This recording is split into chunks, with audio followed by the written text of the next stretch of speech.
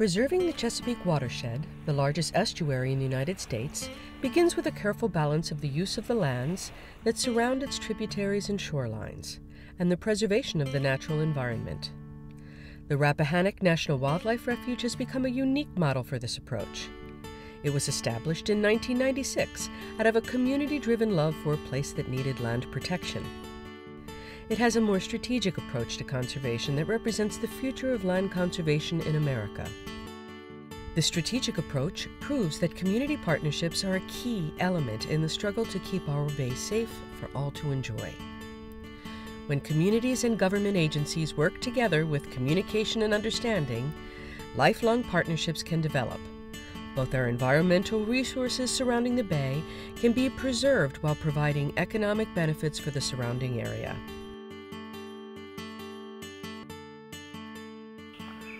Fish and Wildlife Service, they've been fantastic. I mean, we're in a situation right now where we're going to actually not only be their neighbors, we're going to theoretically be living on the refuge because we're going to sell this property to them and live here till we die.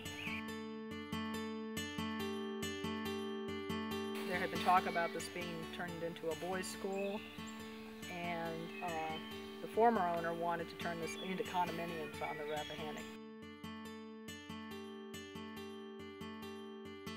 When I first arrived, the refuge was basically closed to all public uses.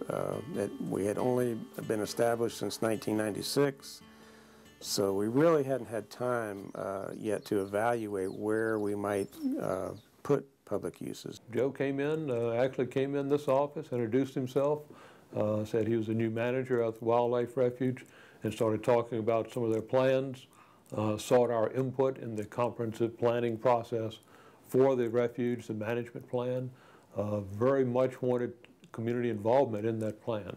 The feedback that I had from the local individuals kind of varied a lot depending on what their role was within the community here itself. First, the farmers in the area were concerned. They were very concerned about the fact that the refuge was buying lands and, from their perspective, taking those lands out of the agricultural production base. When the U.S. Fish and Wildlife first started to have a presence here, many of the people were concerned about loss of farmland because it was purchased and then it was a part of a refuge and not a part of the cropland base that these farmers have been renting and growing their crops on for years. Well, I think some of the toughest discussions that I had were with the farming community, because we did ultimately take some land out of production and put it into native habitat. And I can appreciate fully what that means to the agricultural community because land is scarce. Joe was very willing to come to our meetings, endless meetings, and sit there and work through and talk about some of these issues. And I began hearing things like, oh, you're locking up the land. Joe came forth with a new tool that was very helpful that we talked about a lot in that committee meetings, was conservation easements being used rather than direct purchasing of all the land. And Joe was very helpful in talking about that and trying to get that program instituted here as an alternative to the purchasing the cropland. It would just purchase important lands for wildlife habitat. Through a conservation easement, land is not purchased outright, but only certain rights are purchased from the owner. They can continue to farm as they had before. We might work with them to put in some water quality buffers, but in general, things go on as they had gone on before.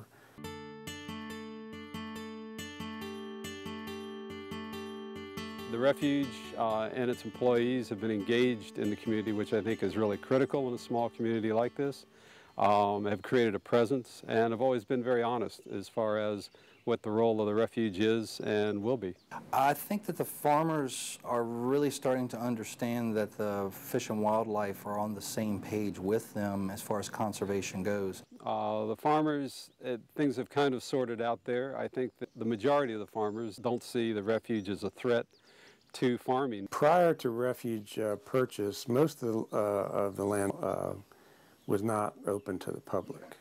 So the difference is now with the refuge opening up to hunting, fishing, it's open to everybody. When I first arrived here 6 years ago, the biggest problem that I noted from the community was the hunting dogs running through the refuge. And my first contact with Joe McCauley was to inquire on a constituent's complaint that they were not really being treated fairly with their dogs being seized on the refuge. And Joe, in a very calm, laid-back manner, explained why having dogs run through a wildlife refuge was kind of counterproductive to the purpose of the refuge.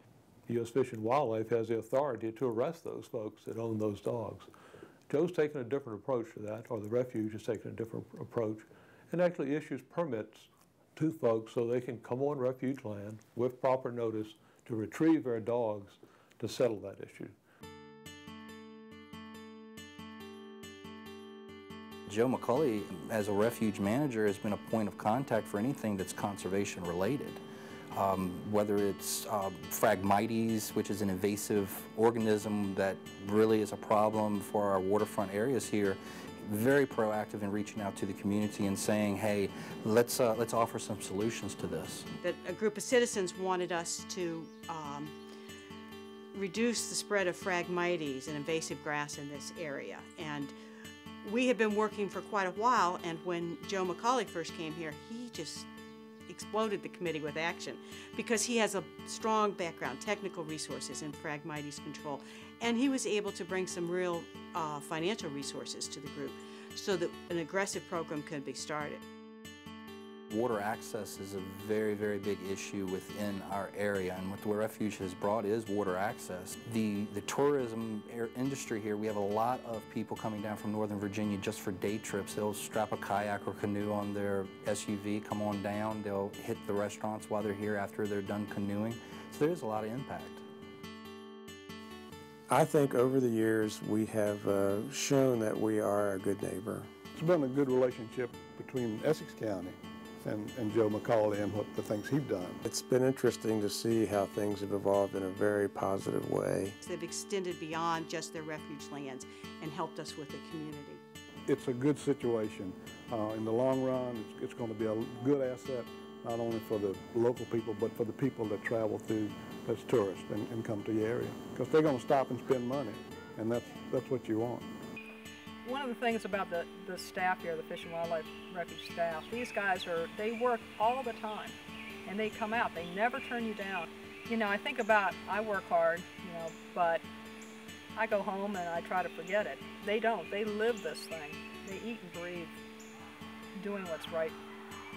That's amazing.